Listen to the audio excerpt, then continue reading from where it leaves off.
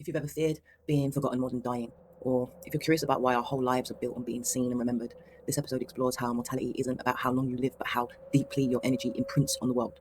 Because energy never dies, it just changes shape. Most people's biggest fear is death, but what they're actually afraid of isn't dying, it's being forgotten. Mortality isn't about the body ending, it's about the fear that your existence won't matter once it does. But maybe mortality isn't about how long you live. Maybe it's about how deeply your energy imprints on the world. Because remembrance is just the universe's way of saying energy never dies. It just changes shape. We talk about being afraid of death, but what most people mean is, I'm scared of not existing in other people's minds anymore. Think about it. Our whole lives are built on being seen. Likes, follows, friendship, families, all forms of remembrance in real time. Legacies, achievements, brand identities, even Instagram captions. But that's not a fear of death. That's fear of insignificance. The quiet terror that maybe, if you vanished tomorrow, the universe would just shrug.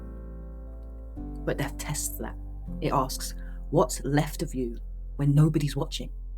And the answer? Energy. Because energy never dies, it just changes form. Which means every time you create, love, or contribute something honest to the world, that energy keeps rippling. Even if your name fades, the frequency remains.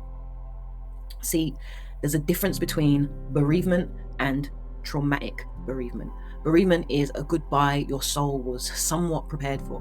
It hurts, but it has a shape. Traumatic bereavement is when life punches a hole through the structure, when the mind can't make meaning fast enough to catch the fall. You're not just grieving the person, you're grieving the sense of safety you had in existence itself. That's when grief gets weird. It loops, it flashes, it confuses survival with memory. It's not just loss, it's the shock of realizing the universe doesn't always wait for closure. But even in that chaos, energy still moves. That's how we heal.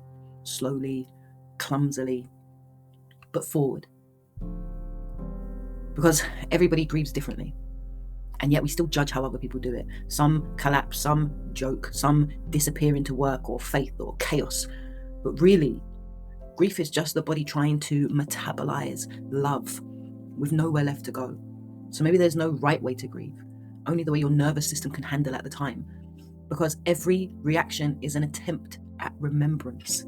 Every tear, every silence, every creative act, they're all ways of saying, you mad.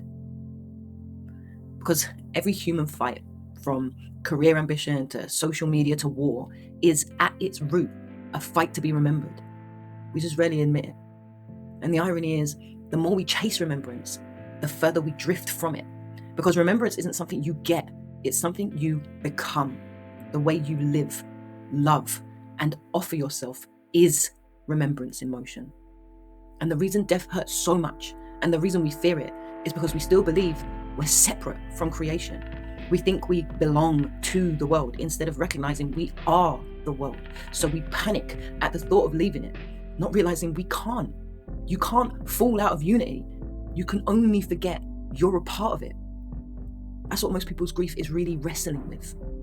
Not loss, but separation anxiety from creation itself. And the more peace you make with your own existence, the less you need to be remembered, because you understand remembrance is already happening every time you breathe, every action you take, every thought you hold.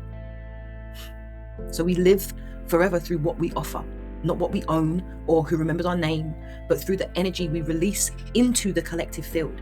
Every time you comfort someone, tell the truth, or help another human see themselves clearly, you alter the energetic field. That's legacy. Not buildings, not followers, impact. My friend's energy, for example, doesn't live on because of photos or stories. It lives through every version of me that she helped shape. The love, acceptance, and safety she offered didn't end when her body did. It transferred. And that transfer, that's immortality in motion. So no, I'm not afraid of death. I'm afraid of living a life that doesn't move the needle of human energy forward. I'm afraid of living like I'm separate from life. Because the truth is, energy doesn't stop. Creation doesn't end. You are creation, and you're already eternal. That's the mindset. That's the truth.